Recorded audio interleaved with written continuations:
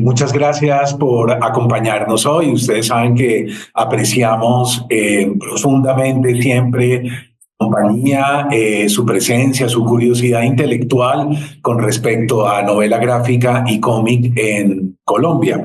En esta oportunidad, hoy estamos como colectivo, como Proyecto Caópolis, con Heidi Muscus y con Keiko Lano, y nosotros, como ustedes bien lo saben, hemos venido trabajando toda una colección. Primero publicamos Satanás Gráfica, después nos concentramos en un proyecto de largo aliento. Ahí estuvimos todos estos años haciendo El último día sobre la Tierra, que es de alguna manera una colección de anticipación, ¿no? Nosotros queríamos entrar en ese género tan particular y extraño que los latinoamericanos exploramos muy poco. Y luego nos fuimos a una anticipación también de largo trabajo y de larga data, que es Mysterion, que eran 3 novelas gráficas, ¿no?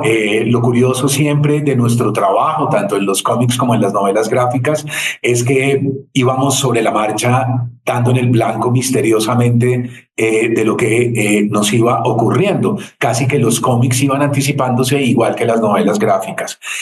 Mientras tanto, en paralelo, nosotros como colectivo trabajamos en 2 películas. En Los Iniciados 1 y en Los Iniciados 2, que acaba de salir a la plataforma, que es Diario de las Sombras.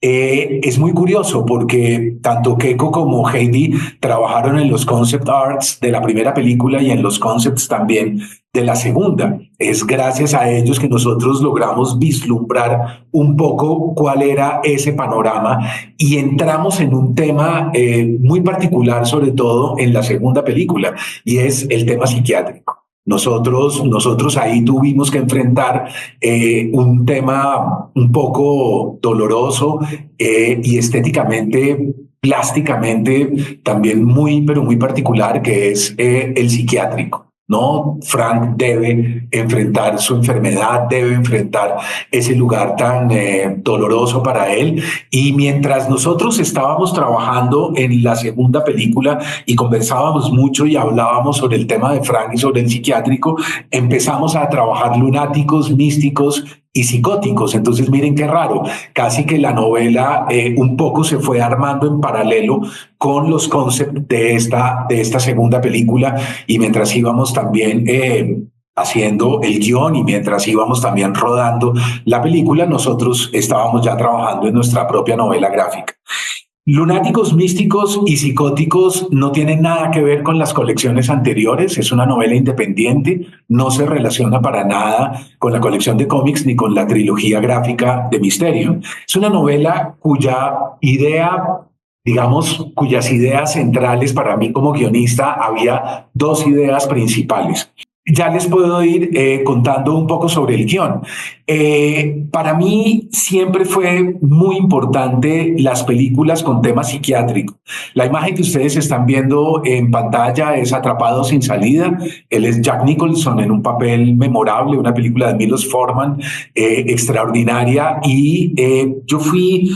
Al mismo tiempo, recuerdo varias películas de esos años, ¿no? Que sobre todo son los 70s y los 80s, en donde el tema psiquiátrico fue tratado como un outsider que se opone a un determinado establecimiento, un outsider que cuestiona políticamente el establecimiento, es decir, que de alguna manera revisa cómo funciona, cuáles son las reglas y las normas de un sistema que suele ser corrupto, mañoso, tramposo, etc.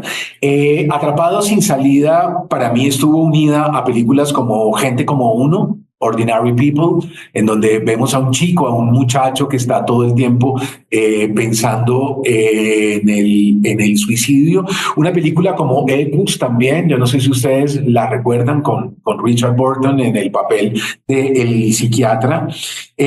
Nunca te prometí un jardín de rosas fue otra película que a mí me marcó profundamente, y una película de Alan Parker que yo nunca olvidé, que es Birdie, ¿no? Birdie es la la llegada a Vietnam, ¿no? Es una película que tiene que ver sobre Vietnam y tiene que ver también sobre la mente, sobre cómo la mente puede tejer y urdir estrategias de lucha y de resistencia. Ese personaje que es un paciente psiquiátrico y que está recluido, yo en algunos momentos puedo entenderlo como un outsider, ¿no? Como un outsider que se opone políticamente a lo que está por fuera, que es un régimen que determina, decreta ciertas formas de vida. La segunda idea con la cual yo elaboré el guión de Lunáticos, Místicos y Psicóticos es la idea de las road movies. A mí me atraen y me parece un género casi que de resistencia civil. En la imagen siguiente ustedes ya ven a nuestros personajes en ese on the road. En las road movies, este guión tiene una fuerte influencia de El Pasajero, una película que también es con Jack Nicholson, de Antonioni, en donde vemos a un individuo como en la medida en que enfrenta el camino y la carretera, se va modificando a sí mismo y va descubriendo realmente quién es y quién puede llegar a ser. Ustedes recordarán también Thelma y Luis, una bellísima película de Ridley Scott, en donde vemos a las protagonistas oponerse también a sus vidas rutinarias, a sus vidas un poco asfixiadas ambas por una, digamos, cotidianidad insulsa. Hay otras dos películas que marcaron para mí este guión, que les puedo contar sin ningún problema sobre esa influencia, que sería Diarios de Motocicleta, en donde es la historia de el Che Guevara recorriendo varios países de América Latina, y el Che no es el Che es un estudiante de medicina realmente que está a punto de graduarse, que ya va a convertirse en médico y que en la medida en que va avanzando de país en país, pasa por los leprocomios de Perú, llega al Amazonas y conecta con Colombia. En la medida en que la carretera le va develando ciertas experiencias, él se convierte en un revolucionario, ¿no? Pero no es un revolucionario al comienzo, es sencillamente un médico que quiere aventurar. Casi siempre la road movie tiene esa particularidad, la particularidad de que el que arranca en el camino o en el viaje no va a ser el mismo al final. La ruta es para cambiar, para ir a una exploración interna de sí mismos. Y hay una película de David Lynch que es Una historia sencilla. No, yo he tomado notas de esa película varias veces. Yo veo esa película siempre con un lápiz y papel y voy anotando porque me parece una pieza maestra, una obra maestra sobre lo que es el camino, la ruta, el vector de movimiento que nos puede conducir a algo inquietante y sobrecogedor. Y finalmente quisiera subrayar la idea de sedentarismo versus nomadismo. El establecimiento quiere que nosotros estemos quietos, que tengamos una rutina, que nos comportemos de cierto modo, y el nomadismo o entrar en movimiento modifica por completo las reglas, ¿verdad? Entrar en movimiento ya es algo subversivo. Todo viaje tiene un componente profundamente revolucionario en medio de ese desplazamiento. Quizás la película que mejor encarna esto es Nomadland, ¿no? Una película que ustedes recordarán después de la pandemia se alzó con varios de los premios Oscar, que es una película sobre lo que significa ser nómada, ¿no? Buena parte de los aventureros norteamericanos hoy en día precisamente viven en trailers y andan en las carreteras de un lado para el otro y no tienen casa y no tienen trabajo fijo. Entonces, esta es una novela gráfica sobre 3 pacientes psiquiátricos. Creo que en la primera parte ustedes van a ver una fuerte influencia de las películas que les acabo de citar, ¿no? Películas como Ordinary People, Echoes, Birdie, etcétera, y qué sucede con los diagnósticos de esos 3 sujetos que entran a la clínica psiquiátrica. Y el desenlace va a terminar en un on the road, es esta imagen que tienen ahí en pantalla. Ellos 3 se fugan de ese psiquiátrico y van hacia una aventura que es impredecible. Nosotros como ustedes bien lo saben, nosotros no creemos en el happy end, y no creemos en el happy end porque nos parece que es un poco mentiroso. La realidad no funciona de ese modo. Entonces ellos van a ir hacia una puesta en el abismo, y ojalá ustedes disfruten esta novela gráfica.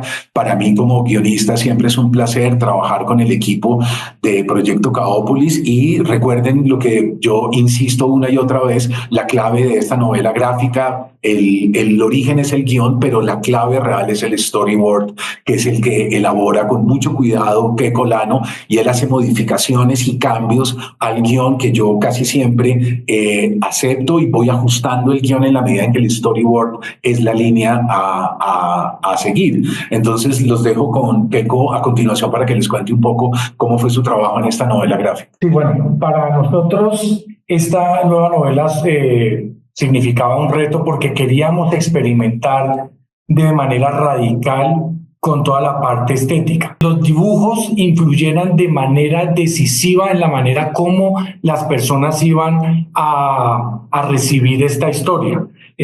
Cuando yo recibo el guión de Mario, empiezo a estudiar cómo se compone su estructura. Me doy cuenta, por ejemplo, que los 3 primeros capítulos coinciden cada uno con la historia de 3 pacientes psiquiátricos, de 3 personas que tienen problemas de salud mental. Entonces me surge la idea de qué pasa si representamos cada uno de estos universos internos con una técnica diferente para cada uno de ellos, para de alguna manera adentrarnos en lo que es la psiquis de cada uno de ellos. A nosotros nos influyó de manera decisiva esta película de Spider-Man Across the Multiverse, donde vemos cómo se refleja el universo de cada uno de los personajes con diferentes técnicas. Por ejemplo, vemos el collage, vemos animaciones al óleo, vemos que es una película muy experimental, y de alguna manera esto nos explotó la cabeza, y dijimos, pues vamos a arriesgarnos. Nosotros, para hacer este experimento, digamos, ya teníamos la experiencia previa de haber manejado, por ejemplo, la técnica de la pintura digital en nuestra tercera novela gráfica que se llama Los Fugitivos. También habíamos tenido manejos de técnica diferente, por ejemplo, en lo que es el entintado y colores planos en nuestra cuarta novela gráfica que se llama Los Sobrevivientes. Entonces, después de todas esas experiencias, ya dijimos, tenemos, digamos, como la experiencia para poder arriesgar muchísimo más. Entonces fue así como creamos nuestra propia interpretación, y eso se refleja de manera en cómo estamos reflejando la visión estética propia de cada uno de estos personajes, que se ve afectado por las emociones y por los pensamientos de cada uno de ellos, lo que convierte la representación visual de cada uno de ellos en historias que son muy propias y que tienen muchas variaciones, ¿sí? Nosotros utilizamos las diferentes técnicas, ahí vemos en cada uno de estos personajes, simbolizando lo que es la singularidad de la mente. Pero nos parece importante enfatizar que estas diferencias no son problemas, no son defectos de la mente, sino que son comportamientos naturales de cada uno de estos personajes. El segundo aspecto que nos pareció importante es cómo se representa la distorsión de la realidad. Y es que los cambios en las formas y en los dibujos sugieren percibir la realidad de una manera alterada. Digamos, esto lo vemos en algunos síntomas de algunos pacientes, como por ejemplo en la agorafobia, donde los personajes como que se salen de ellos mismos y de alguna manera se desconectan con la percepción de su propia identidad. Otro de los puntos que nos pareció importante es la inestabilidad emocional. Y es que fíjense en estos 3 dibujos cómo la narrativa visual, al ser inconsistente, transmite esta idea como de volatilidad psicológica, en que la mente, en vez de estar cohesionada, se convierte en un espacio para las vivencias caóticas. Entonces, visualmente, los lectores van a experimentar esta ruptura, y eso es lo que queremos, sumergirlos dentro de un viaje emocional que se ve a través de la mirada de estos tres diferentes personajes. Y resulta que acontece algo diferente en los capítulos 4 y 5, porque ¿qué pasa cuando estos tres personajes se conocen en el hospital psiquiátrico? Pues aquí pasa algo muy interesante desde el punto de vista estético, y es que las tres mentes se conocen, y significa que las tres técnicas se fusionan. ¿Para qué? Para producir algo nuevo. Entonces, cuando se fusionan estas tres técnicas, estamos simbolizando cómo las tres mentes se intersectan y que en estos mundos subjetivos. Entonces, estamos reflejando de alguna manera cómo ellos se empiezan a influir de alguna manera y empiezan como a tener como esta confusión grupal. Y entonces logran de alguna manera como conectar en un espacio común, que es el de los trastornos mentales. Entonces esto fue muy interesante porque de alguna manera nos salimos de la zona de confort, y hay algo que es fundamental, y es que el guión y las técnicas gráficas, las dos deben fusionarse y deben ir las dos como en búsqueda de también como de lograr una nueva experiencia en la lectura. Entonces, Heidi les va ahora a profundizar un poco más sobre cómo fue todo este tema del proceso creativo.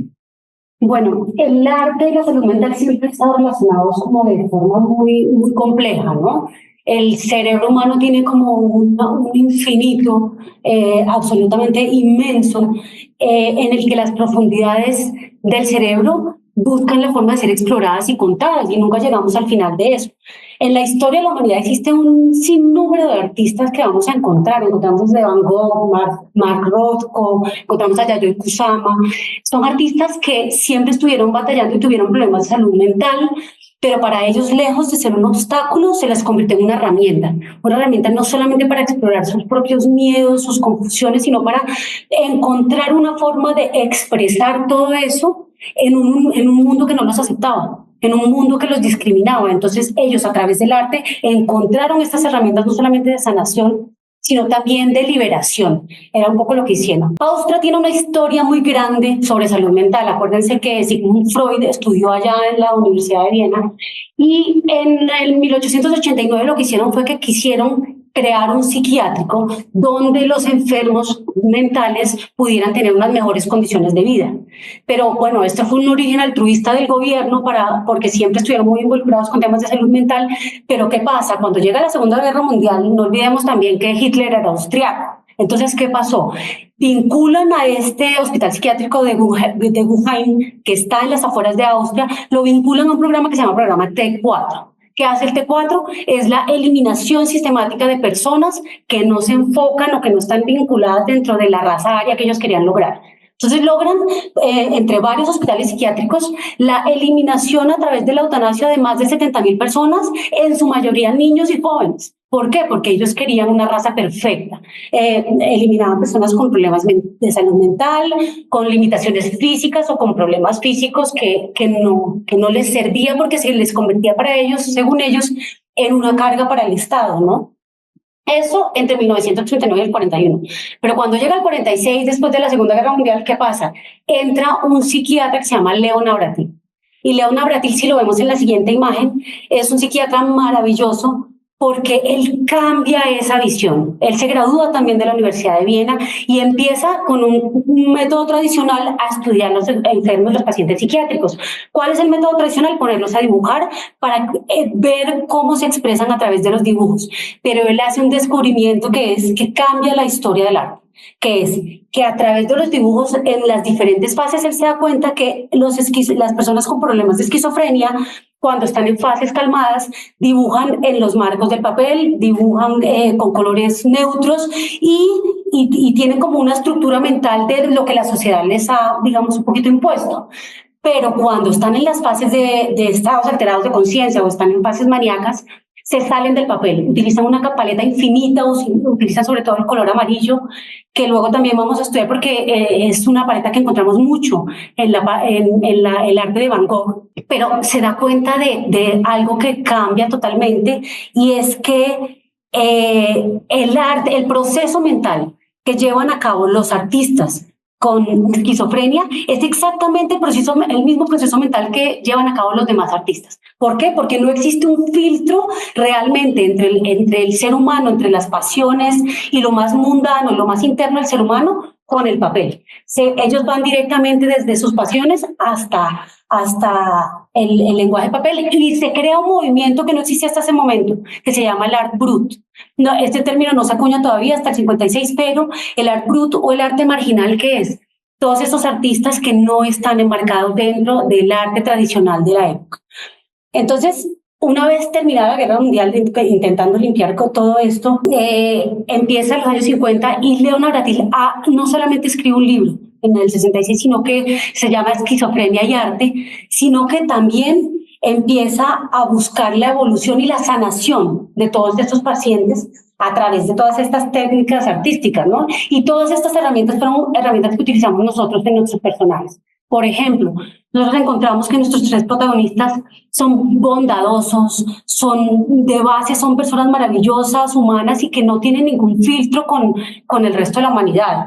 Encontramos, por ejemplo, en el capítulo de Andrés, cómo tiene una predominancia el amarillo, porque el amarillo, hay teorías que dicen que los enfermos psiquiátricos tomaban un medicamento que se llama Digitalis y que acentuaba los tonos amarillos, la percepción de los tonos amarillos, y hay otra que es que el color amarillo no solamente nos permite reflejar desde los estados más calmados cuando vemos un atardecer, por ejemplo, los atardeceres de Van Gogh, que son amarillos, hasta unos estados de euforia. Es un color que nos permite toda esta variedad de emociones. En Bratil encontramos esto cuando llegamos al capítulo de Jocks. Jocks es otro de nuestros personajes que él dice venir de fuera, de un planeta que se llama Kepler 452b, y vemos el mundo a través de los ojos de Jocks. Cuando vemos el mundo a través de los ojos de Jocks, vemos que él no discrimina por sexo, no discrimina por origen o por raza. Entonces, las personas tal como él las ve, es una paleta infinita de colores. Digamos, los seres humanos, así como somos todos, él los distingue con colores a través de sus sentimientos y de cómo él los percibe, no a través de sus orígenes o de su raza. Y cuando llegamos al tercer personaje, por ejemplo, que se llama Angélica, en Angélica utilizamos dos referentes muy importantes. Uno es August Bala, que es uno de los mayores referentes del art brut que les contaba ahorita en el psiquiátrico de Leonard Bratil, que es la imagen que ven allí, que es una paleta de colores infinita. Pero no solamente utilizamos esta paleta de color, sino que la combinamos con los polka dots, que es el arte que utiliza Yayoi Kusama, que ustedes sabrán que Yayoi Kusama, aún hoy en día, a los 95 años, sigue recluida en un hospital psiquiátrico voluntariamente, y ella trabaja de 9 a 5 todos los días intentando sanar con su arte. 95 años, sigue trabajando igual. Entonces, ¿qué pasa? Leonard Bratil logró una cosa maravillosa, y es la transformación de la percepción de las personas con neurodivergencia para verlas como artistas o como personas completamente funcionales. Él en los 80s, ¿qué hace? Hace que ese hospital psiquiátrico se convierta no solamente en un centro de arte que se llama Centro para el Arte y la Psiquiatría, y lo vincula no solamente al sistema de seguridad social, sino que también a una vivienda de personas con enfermedades mentales. Entonces, ¿qué pasa? Logra un proceso de sanación integral entre los problemas de salud mental con el arte. Y esto es justamente también algo que nosotros intentamos mostrar en Lunáticos Místicos y Psicóticos. No solamente con el nombre, con todo el arte que proyectamos en el libro, sino a través del nombre, porque el nombre, muchas veces esos términos son utilizados como de forma peyorativa. Pero no, eso es lo que queremos y es algo que podemos lograr a través del arte y a través de la literatura, y es la resignificación de los conceptos, porque esto lo verán al final del libro, que no se los puedo contar, pero hace que lunáticos, místicos y psicóticos se conviertan en términos no solamente de inclusión, sino también de resistencia. En los personajes, Keiko sí tenía un lineamiento muy claro y era, por ejemplo, cuando vemos en el capítulo de Jobs, tiene líneas muy duras.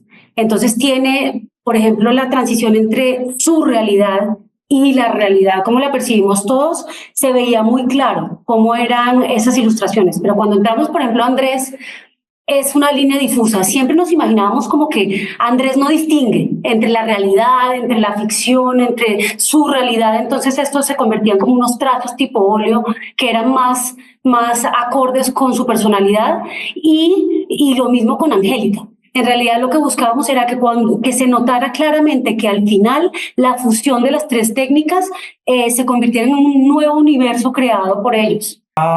De nuevo proyecto es un nuevo reto, y siempre intentamos de alguna manera sorprender a los lectores, intentamos innovar, que fue lo que aquí por eso nos volvimos como muy experimentales, pero sí tiene que haber un balance siempre entre el estilo que uno va evolucionando para que haya un tipo como de coherencia, versus lo que es la innovación, la experimentación, el estudio hacia nuevas formas de expresión.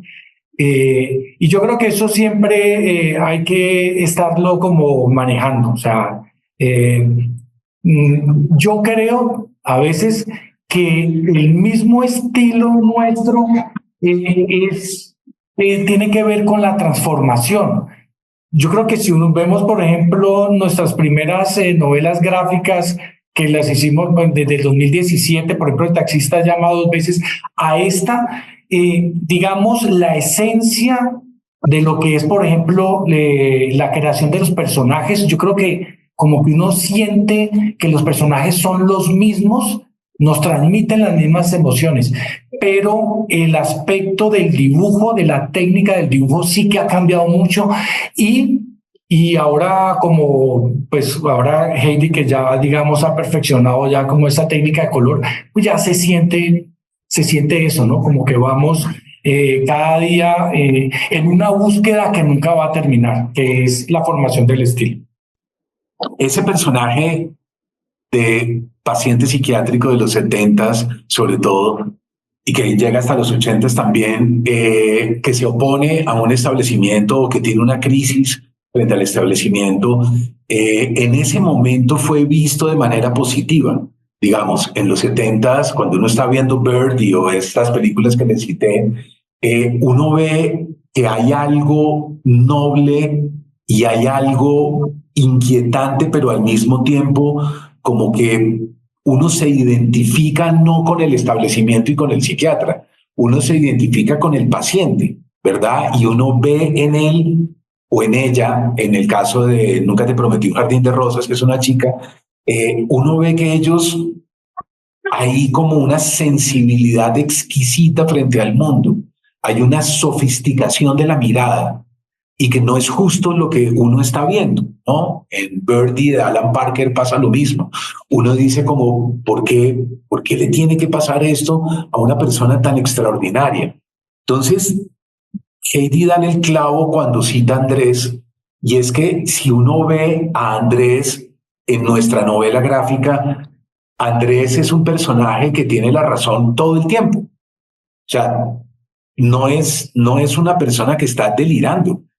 Es una persona que tiene una serie de argumentos muy nobles para todo lo que va a tener que vivir. Entonces, fíjate que lo que pasa es que si en los 70s y en los 80s hay un outsider, luego le cambiaron el nombre a ese outsider y el establecimiento nos amenazó con eso. Y le cambiaron el nombre y el nombre es loser o el perdedor. No no hay nada peor hoy en día para las nuevas generaciones que eso. Si uno es el raro o el rarito o el friki o el loser, empezó mal y nos asustaron. No te puedes convertir en eso. Tienes que ser una persona eficiente, tienes que ser una persona que rinda, tienes que ser una persona como todo el mundo. No presentes ninguna rareza. Entonces yo creo que para nosotros quizás es al revés. Nosotros, digamos, yo como guionista sí espero que los lectores se hagan una pregunta. Y es que a mí no me parece extraño que una persona esté en terapia, a mí no me parece raro que una persona sea recluida en una institución psiquiátrica. A mí me parece raro exactamente lo contrario. ¿Cómo es posible que en el mundo que estamos viviendo, las guerras, los conflictos, las crisis, la gente siga igual? La gente madruga, se va a trabajar, van al gimnasio, se van de shopping, compran, van de vacaciones y siguen igual. ¿Cómo hacen? ¿Cómo diablos pueden vivir de ese modo sin hacerse ciertas preguntas? Entonces, a mí me gustaría que la novela gráfica fuera presentada un poco desde esa perspectiva, Andrés. Sí. Yo creo que a nivel de técnica podemos decir que es un cómic completamente experimental, porque en este momento no estamos nosotros como ilustradores, no estamos mostrando las imágenes a través casi que de nuestro dibujo, sino a través de los ojos de los personajes. Cada uno de los personajes ve el universo de su forma y eso es lo que nosotros intentamos transmitir a través de nuestras manos. Yo creo que eso es lo que intentamos lograr y al final logramos un universo nuevo con su función. Cuando yo empiezo a trabajar Satanás gráfica, yo estoy convencido de la preponderancia del guionista, ¿verdad? Yo estoy convencido de que el guionista es como el que lleva la batuta, como el que tiene que armar la directriz de toda la novela gráfica. Y que el ilustrador, que en este caso era Keiko, con quien empecé conversaciones, tenía que ilustrar el guión, ¿verdad? Eso era un poco lo que yo creía. Pero resulta que en la medida en que voy avanzando me doy cuenta que eso no funciona de ese modo. Yo creo que al día de hoy, incluso los críticos y los comentaristas y los periodistas, incluso las editoriales, también siguen sin entender cómo funciona ese mecanismo. Y es que la clave no es el guionista. Yo sé que en este caso, claro, el que tiene más trayectoria y el que ya traía un background, digamos, como autor, era yo, pero en realidad cuando tú entiendes el mecanismo creativo interno, te das cuenta que la clave está en el storyboard. La médula de la novela gráfica es el storyboard y el storyboard no lo hago yo. Yo no decido el tiro de cámara, yo no sé dónde van puestos los personajes. Yo puedo decir, por ejemplo, en una escena de un guión, Keiko, Heidi, Muscus y Mario están respondiendo unas preguntas en una charla con unos periodistas en una rueda de prensa. Ese es el guión, escena 1, ¿verdad? Pero yo lo digo en el papel, pero ¿cómo se ve eso? Entonces ya cuando Keiko coge esa escena, Keiko decide si la cámara está aquí de frente, si la cámara es cenital y nosotros nos vemos desde arriba, si la cámara está detrás de nosotros y si está detrás de nosotros nos vemos nosotros y al fondo se ve el computador y se ven los periodistas. ¿Quién decide? Esa escena que por escrito suena fantástica, ellos están en una rueda de prensa, es muy abstracta. El que decide es el ilustrador. Entonces yo en la medida en que voy avanzando me doy cuenta que la clave la tiene Keiko. Entonces yo creo, y espero que Heidi esté de acuerdo, que nosotros somos, así como estamos sentados hoy, nosotros somos un poco los coequiperos de Keiko. O sea, yo como guionista me voy plegando a él y voy entendiendo que el guión debe estar sujeto al storyboard. Y Heidi entra a hacer todo el trabajo de directora de fotografía, ella trabaja close conmigo, ella también participa creativamente a veces dentro de la historia, pero yo creo que el comando general, el director, si fuera cine, sería el director de la película, es Keiko. Eso es lo que yo creo. Y eso nos ha permitido entendernos sumamente bien entre los tres. Que no solamente nosotros somos los mismísimos lunáticos, místicos y psicóticos, sino que tenemos un respeto profundo y una admiración por el trabajo del otro. Entonces siempre alimentamos casi que el trabajo de los demás y su espíritu creativo. Yo me acuerdo cuando estábamos trabajando en el arte conceptual para los iniciados 1, se me acercó casi que así como en secreto el director Felipe Orozco y me dijo, es que ¿cómo has hecho para trabajar con Mario para, digamos, poder, digamos, de alguna manera invadir su universo proponiendo nuevas cosas? Porque él estaba pensando en hacer una película de género, y era tal el respeto que le tenía a Mario que, digamos, yo lo notaba como que se estaba como coartando. Yo le dije, mira, Mario es una persona que le encanta, digamos, trabajar en equipo y que sus guiones sean de alguna manera reinterpretados porque él está como en esta búsqueda de expandir también su universo creativo. Y entonces yo creo que eso tiene mucho que ver en que Mario nos habla que sus guiones están abiertos y que están vivos, es decir, que todo el rato en esas sesiones de trabajo que hacemos, estamos los tres como incorporando nuevas ideas, casi que hasta el último día donde pasamos los archivos para la impresión. Por eso yo creo que esa es la verdadera fortaleza que tenemos. Una cosa es tener, digamos, el guión terminado, y otra cosa es cómo lo vamos transformando y cómo va evolucionando la obra a través de todo ese trabajo en equipo que vamos haciendo hasta que lo entregamos. Digamos, muchas veces o a veces resulta que los finales o algunos capítulos se van transformando y nos van creando como algunas ideas que simplemente no estaban propuestas desde el inicio. Se habla mucho de una segmentaridad dura. La segmentaridad dura es nuestra vida más cuadriculada, ¿verdad? Trabajamos o tenemos una pareja o no tenemos una pareja, pero siempre llevamos una vida que tiende a la rutina, ¿no? Hay una atrofia de la costumbre, digamos. A eso se llama segmentaridad dura. Entonces hago siempre más o menos lo mismo. Incluso elijo los mismos sitios para irme de vacaciones. Entonces, cuando salgo, voy a descansar a tal lado, al mar, regreso, sigo, vuelvo a la rutina, vivo en una casa, tengo una ruta determinada, cojo siempre las mismas avenidas, voy al mismo lugar de trabajo, me regreso, todo es igual, todo es cuadriculado. Eso se llama segmentaridad dura. Pero a veces en la vida sucede que aparece algo que se llama segmentaridad flexible. Segmentaridad flexible es que de pronto tú conoces a alguien, una pareja, un amigo o una amiga que de pronto te sacude la vida, ¿no? Puede ser una película, puede ser un libro, algo sucede, pasas por algún lugar, conoces algo, vas a una exposición de arte y la vida se te empieza a mover y sales de la costumbre. Eso se llama segmentaridad flexible. Uno empieza como a moverse y a ser más maleable con su propia existencia. Es de alguna manera un llamado a la experimentación consigo mismo o consigo misma.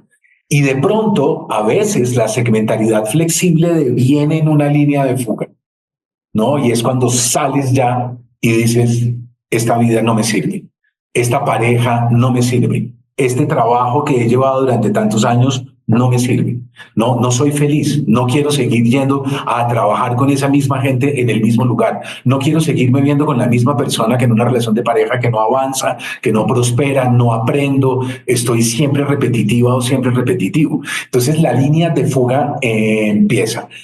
Toda aventura que deviene línea de fuga ya es una carretera, ya es un camino, ya es algo que se abre. Entonces fíjate que, y tu mamá también, que es una película extraordinaria, o en Alicia en las ciudades de Wim Wenders, puede ser también entendidas varias de las películas de Hollywood se pueden entender como una línea de fuga. Thelma y Luis, por ejemplo, dos personas que llevan vidas aparentemente normales, pero de pronto en la mitad del viaje, en la mitad de la carretera, se dan cuenta que no pueden volver. Se dan cuenta que no hay retorno, ¿verdad? Que yo ya no me puedo regresar a ser la misma persona, que ya yo digo, bueno, yo quisiera regresarme de pronto y quedarme con mi misma pareja y en mi mismo trabajo, pero ya no puedo. Ya hay una fuerza, se llaman fuerzas de desterritorialización, las fuerzas que me sacan del territorio, que me excluyen, ¿no? Y ahí creo yo que es donde estás ya en una road movie o estás en una road novel o estás en una novela gráfica de carretera. Entonces yo espero que en Lunáticos, Místicos y Psicóticos ustedes sientan que en algún momento se abre la línea de fuga. Y cuando se abre la línea de fuga, los personajes no tienen retorno, ¿no? Hay una frase por ahí en algún momento de uno de ellos que dice, yo no quiero volverme a la clínica psiquiátrica, ya no puedo, ¿no? Y todos saben que no pueden regresar. ¿A dónde van? Ni idea. Ahí ya es un abismo y a mí me parece que lo bello está en esa aventura hacia lo desconocido. Eso es lo que se llama los huevos de Pascua. Esas son como las licencias creativas que uno se va tomando de meter pequeños mensajes escondidos. Por ejemplo, por ahí un MOOC que dice a mí me encanta chuzar. Y es verdad, pero hay unos que se hacen conscientemente, pero hay otros que se hacen inconscientemente. Entonces, de pronto no sé si cuando uno está haciendo un personaje, inconscientemente uno tiene algún referente de alguna figura pública, pero eso no lo sabría yo decir. Puede ser que salga de alguna manera inconsciente. Y sí que es algo que nos divierte hacer y que nos encanta decirle a los lectores que busquen, que cuando uno hace una primera lectura, esas cosas no se perciben. Por eso es que es interesante que los cómics tengan siempre como relecturas. Por ejemplo, los huevos de Pascua se utilizan mucho en algunos cómics que aparentemente resultan ser, por ejemplo, infantiles, pero que con los huevos de Pascua son mensajes que solo lo nota un público adulto, entonces con eso hace que se extienda mucho más, digamos, la percepción hacia diferentes tipos de público. Entonces, sí que nos gusta porque en este cómic van a encontrar una cantidad de mensajes que están por ahí dispersos. O sea, si alguien tiene que asumir responsabilidad, es que nosotros tenemos una regla entre nosotros clara y es la culpa siempre es de que varios de los cómics están con ilustradores invitados. O sea, nosotros hemos siempre buscado quienes están un poco trabajando y que se puedan vincular a gente que tenga más visibilidad como nosotros y que a nosotros nos sean útiles para poder trabajar, sobre todo con Keiko, que en este caso funciona como el director de arte. Entonces, fíjate que hay otros nombres a lo largo de toda la colección del Último Día sobre la Tierra. Te vas a tropezar a varios ilustradores invitados y los pusimos muy protagónicamente, les dimos una solapa de la novela gráfica con algunos de los datos y referencias. Sí, claro, esa es una de nuestras grandes preocupaciones, por supuesto que sí. Y ojalá ustedes siguieran a esos ilustradores, los rastrearan, miraran otra faceta de su trabajo, etcétera, pero estamos muy al tanto permanentemente, Víctor, sí. Nosotros actualmente, es que no les puedo hablar de este otro proyecto, pero actualmente estamos llevando un proyecto en paralelo con 2 ilustradores y entonces sí nos interesa que a pesar de que buscamos, digamos, estas colaboraciones externas, siempre están contenidas dentro de este estilo colectivo que estamos intentando desarrollar y perfeccionar durante todos estos años, que es como el proyecto colectivo de Proyecto Caópolis, donde la verdadera fuerza es la diversidad de estilos que buscamos en diferentes ilustradores, pero con una concepción y con una cohesión que se lleva a cabo a través de la dirección que nosotros llevamos. No es fácil, pero creo que va como con lo que estaba hablando anteriormente, que nuestro estilo siempre es como esa búsqueda interminable, lo que dice Mario, ¿no? Estamos en constante movimiento, no podemos quedarnos quietos porque eso es como la muerte para nosotros artística. Hay que entender que hasta ahora estos guiones, a excepción de Satanás, todos son guiones originales de Mario, ¿no? Entonces hemos trabajado eso con la colaboración de ilustradores, pero con guiones originales. Digamos, siempre estaremos abiertos a ir evolucionando y mirando qué hay, qué existe. Distópico en un mundo cruel, en un mundo despiadado, en un mundo completamente caótico como el nuestro, donde ya no hay principio de realidad y donde ya no tenemos dónde apoyarnos. Se cayó la política, se cayó la religión como una base sólida. No hay nada, no hay de dónde aferrarnos para poder otorgarle un sentido a la vida. ¿Qué hacemos, no? Entonces, a mí me parece que la gente que sigue como si nada, la gente que cree que es normal, la gente que lleva una vida rutinaria y que no se hace preguntas nunca, a mí me parece muy peligroso.